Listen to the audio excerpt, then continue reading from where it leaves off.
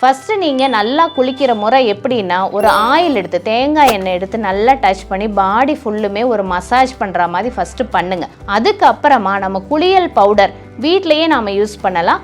பச்சைப்பயிறு மாவு, வெந்தயம், அப்புறம் நம்மளுடைய லெமன், எலுமிச்சம்பழத்தினுடைய தோல், இது எல்லாத்தையும் ஒரு குறிப்பிட்ட காம்பினேஷனில் நீங்கள் போட்டு நிழலில் உலர்த்தி அதை மிஷினில் போட்டு பவுடராகவும் பண்ணிக்கலாம். இல்லை ஒரு சிட்டிகை அளவு எடுத்து இன்ஸ்டண்ட்டாக வேணாலும் நீங்கள் மிக்சியில் அடித்து ப்ரிப்பேர் பண்ணிக்கலாம். அந்த பயத்த மாவில் கொஞ்சம் தண்ணியை மிக்ஸ் பண்ணிவிட்டு நீங்கள் கொஞ்சம் கொஞ்சமாக எடுத்து அது தண்ணியில் மிக்ஸ் பண்ணதை எடுத்து பாடியில் வச்சிங்கன்னா அந்த ஒரு உராய்வு தன்மையோடு இருக்கும். ஒரு சொரசொரான்னு இருக்கிறதோட நீங்கள் ரப் பண்ணுறீங்கன்றப்ப கம்பல்சரியாக அழுக்கு போகணுன்ற காரணத்துக்கு நீங்கள் கண்டிப்பாக அதுக்கு ஒரு அளவான ப்ரெஷர் கொடுத்து நீங்கள் தேய்க்க தான் செய்வீங்க.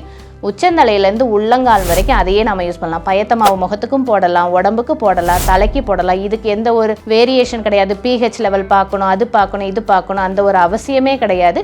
இந்த மாதிரி ஃபுல் நம்மளுடைய பாடியுமே நம்ம கையை வச்சு நல்லா தொட்டு உராய்வு தன்மையோடு நம்ம குளித்து வந்தோன்னா நம்மளுடைய நரம்புகள் எல்லாமே தூண்டி கொடுக்கும். இந்த மாதிரி குளிக்கிற பட்சத்தில் நமக்கு ஒரு எக்ஸ்ட்ராவாக ஒரு தெரபிஸ்ட்டும் தேவையில்லை, எந்த ஒரு டாக்டரும் தேவையில்லை. இதை நீங்கள் வீட்டில் செஞ்சு பாருங்கள், கண்டிப்பாக உங்களுக்கு ஒரு நல்ல ரிசல்ட் கிடைக்கும். சரண்ஸ் ஹாஸ்பிட்டல்ஸ்